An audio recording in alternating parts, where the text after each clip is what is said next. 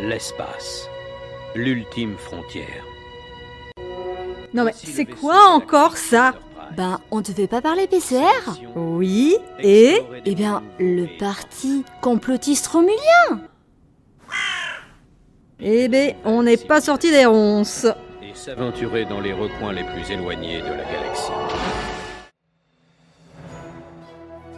Les gens d'Eos, on les appelle toujours les Élusates.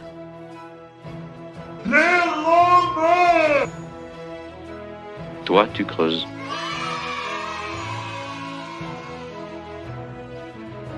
Le Gers, une histoire à creuser, le podcast qui parle d'archéologie et d'histoire à Eos dans le Gers. Épisode 5. La recherche archéologique et le PCR d'Elusa.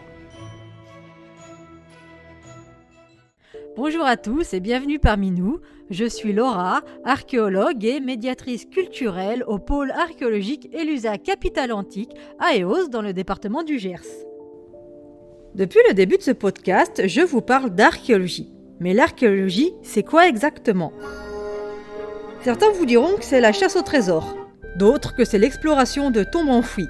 Mais en fait, on est assez loin d'Indiana Jones ou de Lara Croft. L'archéologie, c'est la science qui étudie les vestiges du passé des sociétés humaines, comprenant aussi bien le mobilier que les architectures. Et fort heureusement, il est assez rare de se faire tirer dessus ou de subir une malédiction millénaire sur un chantier de fouilles. Aujourd'hui, contrairement au 19e siècle, les recherches ne s'orientent pas uniquement vers la découverte du bel objet, mais plutôt vers la compréhension générale d'un site. D'où l'importance de trouver le mobilier dans les niveaux archéologiques du sol qui correspondent à sa datation.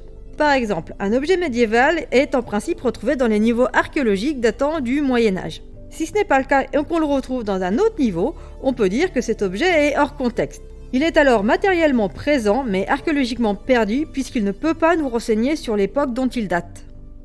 L'archéologie est une science qui détruit son sujet d'étude.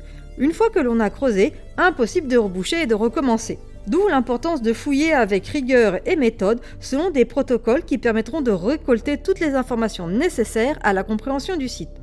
D'ailleurs, l'archéologie est très réglementée. Même un archéologue ne peut pas fouiller dans son jardin sans autorisation. En France, il existe deux grands types d'archéologie.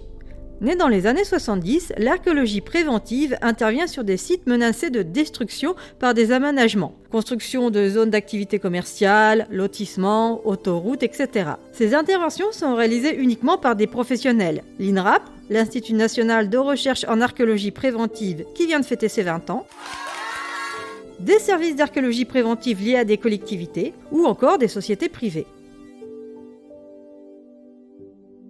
Quand un site ne se trouve pas menacé de destruction par des constructions, il peut être fouillé dans le cadre de l'archéologie programmée. Si la direction du chantier est toujours tenue par un professionnel de l'archéologie, les fouilleurs, eux, sont des bénévoles, dont une grande majorité sont des étudiants qui viennent se former au travail de terrain. Quel que soit le type de chantier, un rapport doit toujours être rédigé à la suite des opérations de fouille. C'est un élément essentiel pour permettre l'archivage et la communication des informations récoltées. À noter que ces rapports sont publics, il est donc normalement possible de les consulter.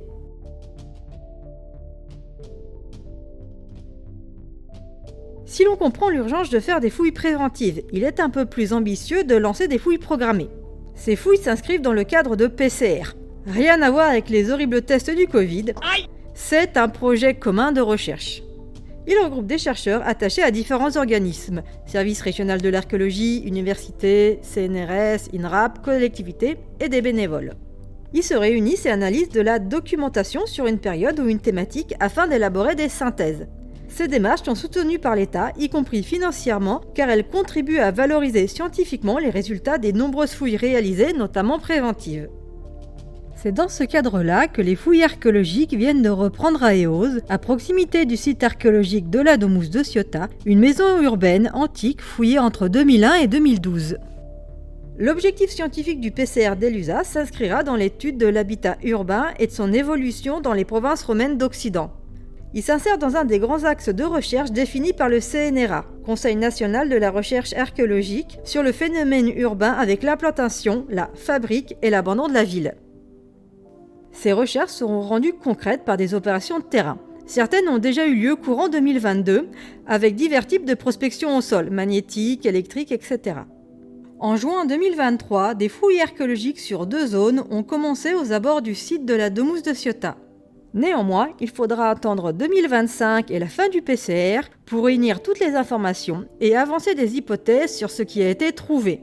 L'archéologie programmée est en effet une affaire de patience, car on fouille rarement plus de quelques semaines dans l'année, souvent l'été, en fonction de la taille du chantier et de la disponibilité des équipes.